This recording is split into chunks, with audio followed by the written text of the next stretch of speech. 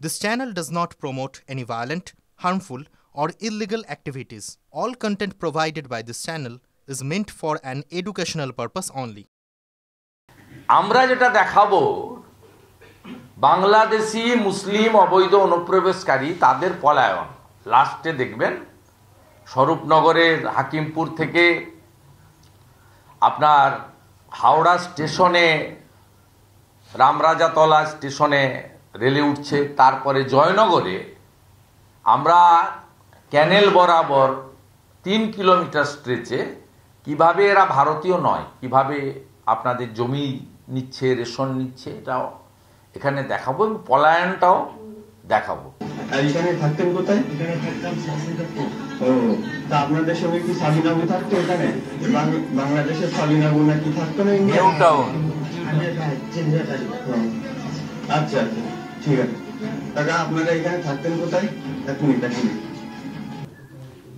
আমরা এই কারণেই সিএ কে মানে যারা শরণার্থী তারা সিএ তে অ্যাপ্লাই করবেন, আর যারা অনুপ্রবেশকারী অবৈধ তারা ভোটার তালিকায় তাদের নাম থাকবে না এবং তারা বাংলাদেশে ফিরে যাবে বা তাকে ফিরিয়ে দেবে, সেটা আমরা চাই। যাদের ইচ্ছাকৃতভাবে বা রাজনৈতিক কারণে বিএলওরা ইএফ ফর্ম দেননি, এই বিষয়ে সুনির্দিষ্ট ব্যবস্থা গ্রহণ করতে হবে। ইতিমধ্যে 15-16 জন ভিডিওকে শোকজ করেছেন। আপনারা যদি ভাবেন মমতা ব্যানার্জি, মনোজ পন্থ আর এক শ্রেণীর চটিচাটা ডিএমরা আপনাদের বাঁচাবে, ও সব হবে না। আমি সতর্ক করে দিচ্ছি, বিহারে কিন্তু 52টা লোক এখনো জেলে আছে।